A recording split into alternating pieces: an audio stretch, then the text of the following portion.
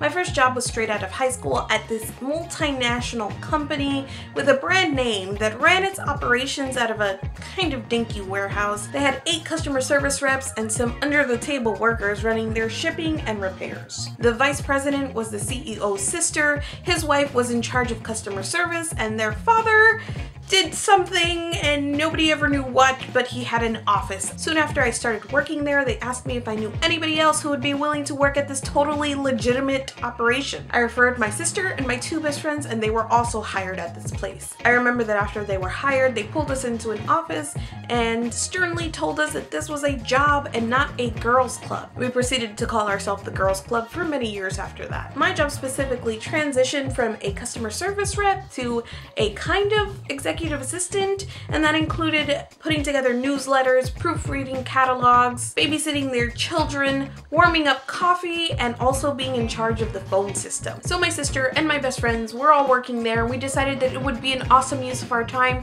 to email each other nonstop. We're working in the same office, but we email each other just all day long. This was all well and good until they hired a new controller who took his title very well to heart. This was a man that just did not like me. I think we've all encountered those people in our lifetime, and usually when you say that, there is someone present that will be like, no, but what did you do to them? But no, this man just did not like me. I mean, I was kind of an annoying 20-year-old and I giggled a lot and we emailed each other a lot, but I didn't do anything to him. After he was there for a little bit, I grew very suspicious that he was monitoring our emails. I can't remember what caused that suspicion, but I do remember having the brilliant idea of testing this theory. At that time, we were having problems with the phone system where calls were getting lost, so I decided to write my best friend a very casual, nonchalant email like, "Hey girl, I figured out what's wrong with the system. I'll be in your office in 1 minute to tell you exactly what it is." It wasn't nonchalant at all and probably not very smart, but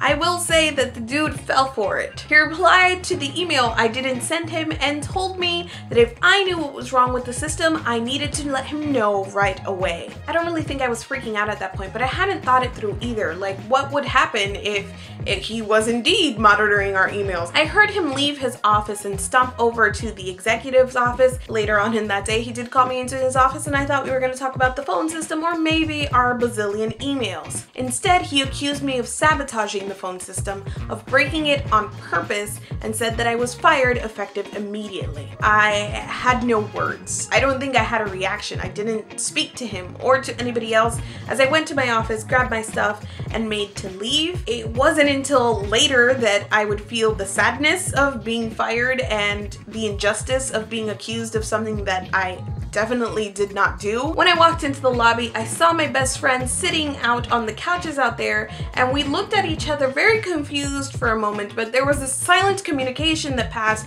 where she gave me a look like, "You too?" And I gave her a look back like, "Girl, you?" Because apparently she had been fired just moments before I did, but I was her ride, so she had nowhere to go and was just waiting in the lobby. After a day of shopping downtown with one of my best friends, we decided to get on the subway car to head home.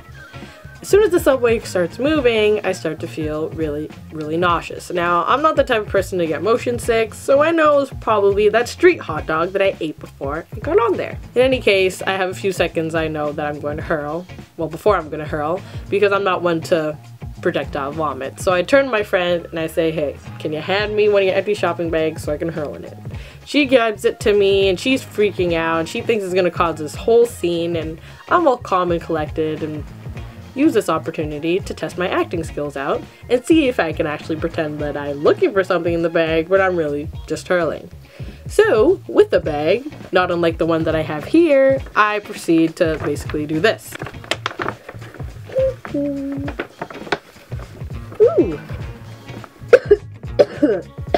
As you can tell, nobody on the streetcar was wiser, and I was feeling 100% better, so I knew it was that hot dog. In any case, I just really want the gross barf bag out of my lap and into the garbage, so I turn to tell my friend that she's holding the door for me at the next stop so I can throw it out. As soon as I'm telling her this, I start to feel the bag get a little wet underneath, and I think this is no problem. It's not gonna break before I get to the next, subway stop, right? Wrong.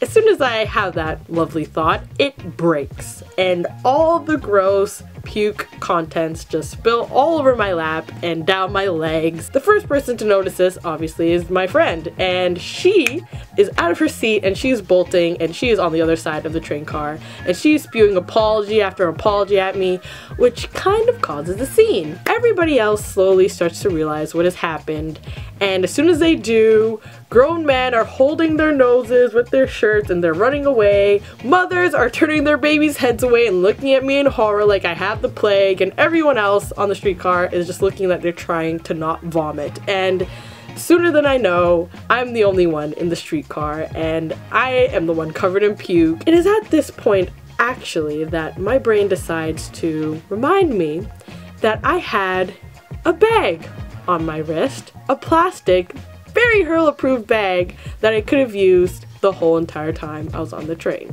The phone call came when we were already halfway across the country, about to get on a boat that would take us across the sea to the island where we would be performing our play. Hey guys, yeah, no, sorry, really bad news actually about your venue.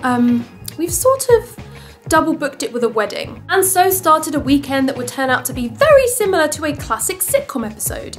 You know, the kind when you have to sort of cringe and hide behind your hands because of the secondhand embarrassment.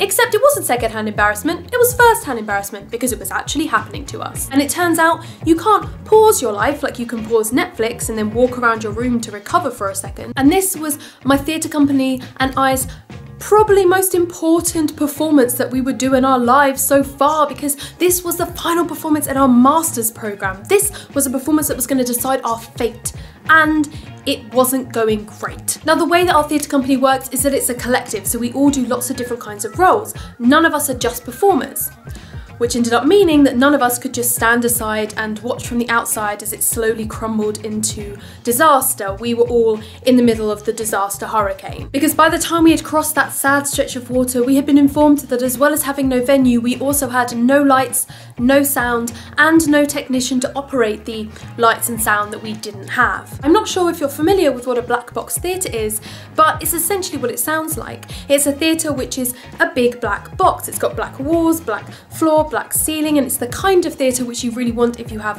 an atmospheric performance, because no natural light can get in. That was the kind of venue we'd been promised.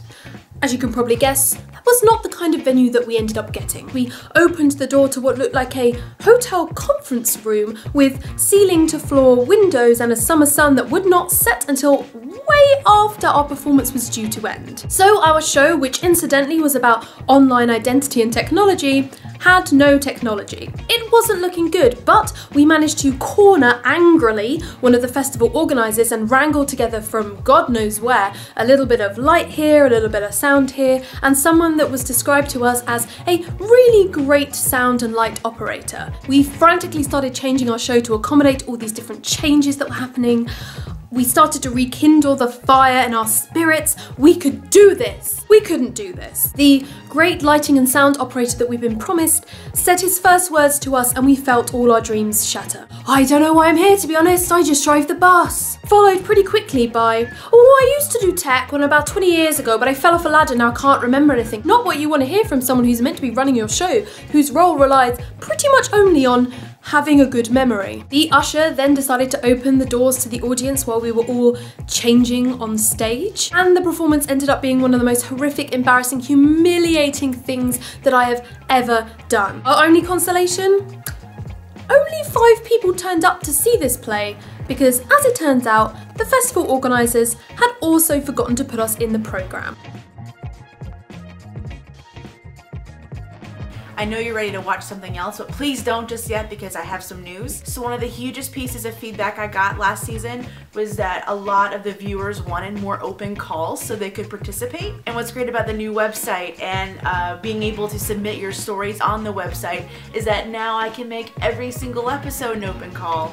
So it is. If you follow us on any other social network, whether it be Twitter, Tumblr, Facebook, you will find out about the themes for each episode several weeks before they are up. This helps me in the way that I can work with you guys and ask questions about your stories before you actually film something and put it up as an open call. So that's very exciting. If you're looking for an example, 2 out of the 3 stories of this episode are open call entries. If you have a story to tell and it doesn't fit any of these themes, that's okay.